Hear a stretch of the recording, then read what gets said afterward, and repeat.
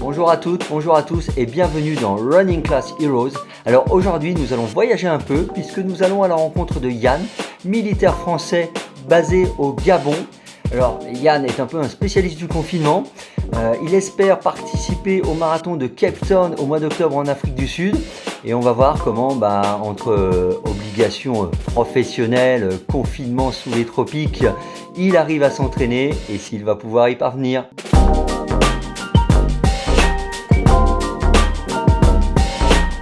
Alors bonjour Yann, je te remercie du temps que tu nous accordes.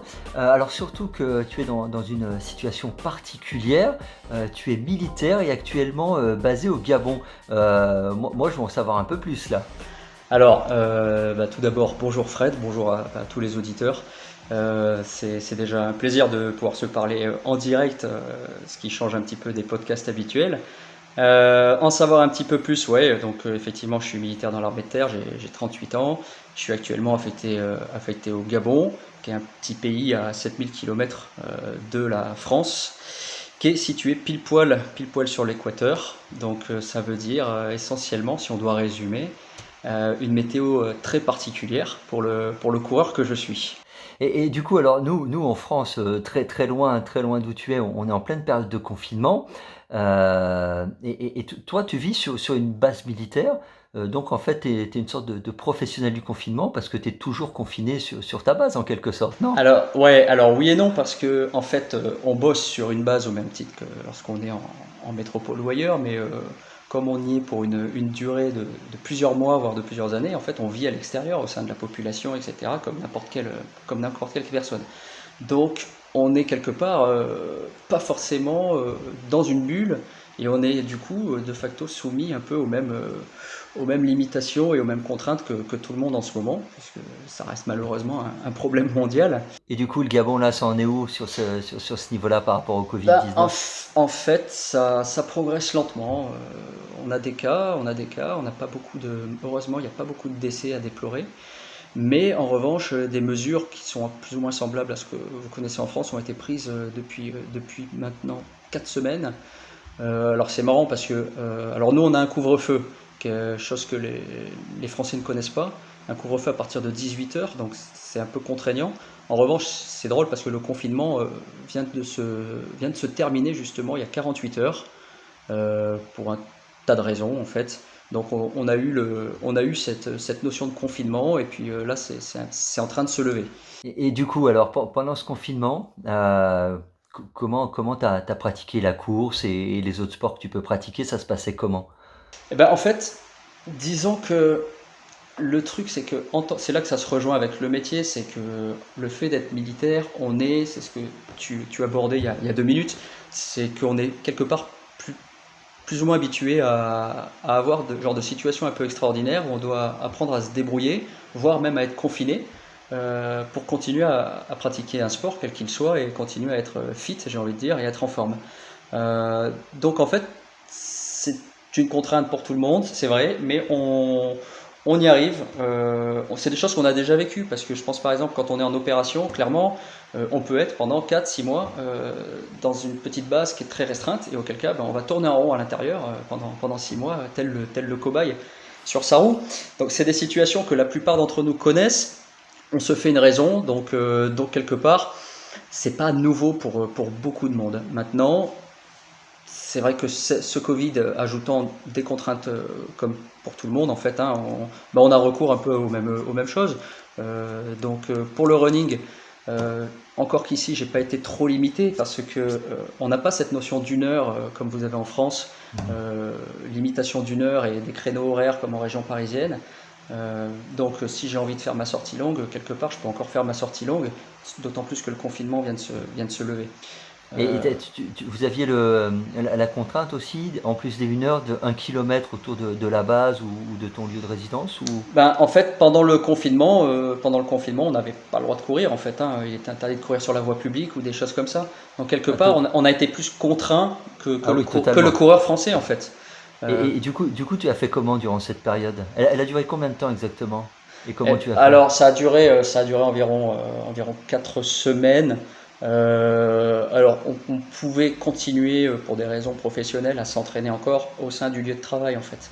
Donc ça permet de poursuivre quand même malgré tout les choses.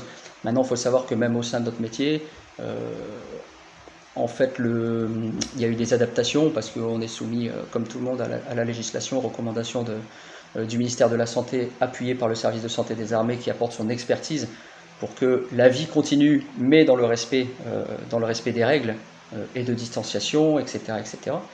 Donc voilà, donc ça exclut en fait de courir en groupe. Donc bon, moi j'ai toujours été plus ou moins un coureur solitaire, donc quelque part ça me change pas grand-chose. C'est juste que si on croise quelqu'un, bah, on va faire un gros décalage de 5 mètres de soi-même. Donc c'est vrai que je lisais dans les actualités aujourd'hui que bah, on va recommander aux coureurs français maintenant d'être séparés d'une dizaine de mètres.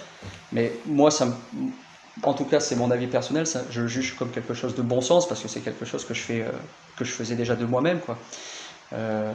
Donc ça n'a pas révolutionné ma façon de faire du sport, c'est plutôt l'enfermement qui a fait que je me suis peut-être plus concentré sur de la muscu, de la PPG à la maison, mais choses que je savais déjà faire au préalable. Donc on s'est adapté, mais ça n'a pas révolutionné mon quotidien. Donc par exemple, on prend une échelle, on prend son échelle, on la pose à l'horizontale sur 2 volets, et ça fait une barre de traction formidable, et des choses comme ça. Donc à ce titre-là, d'ailleurs, je recommande...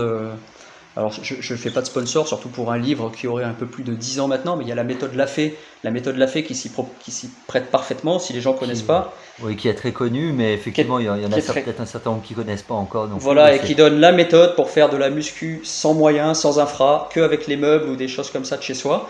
Et c'est que du travail de poids de corps, donc on n'est pas dans l'excès comme on peut le voir dans certains autres sports en ce moment. Et c'est très intéressant, je pense, pour quelqu'un qui a peut-être... qui n'a pas fait de PPG et qui voudrait un peu dynamiser cet aspect-là pour la course à pied en tout cas.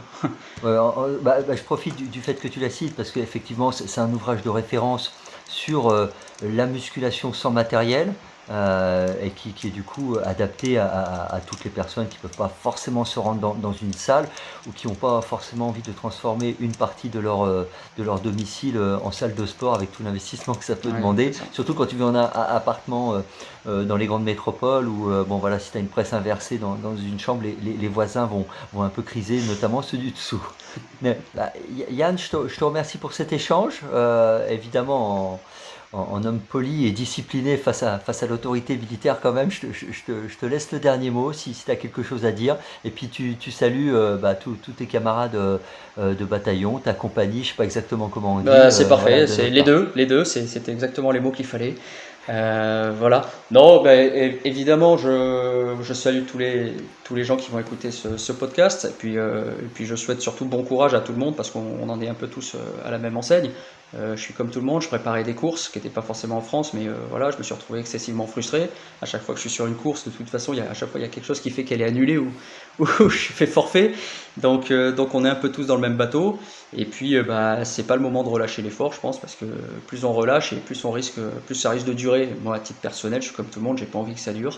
Donc je salue bien tout le monde. Et puis je vous salue vous parce que votre podcast est quand même hyper sympa à écouter. On en apprend beaucoup et ça arrive à une fréquence qui permet de nous divertir, même quand on est très loin sous l'équateur. Eh ben, écoute, je te remercie beaucoup Yann, et puis je te dis à bientôt, hein, si tu passes en France ou si nous on se retrouve vers le Gabon, et on essaiera de se croiser. À bientôt. C'est prévu. Merci, bye bye. Salut.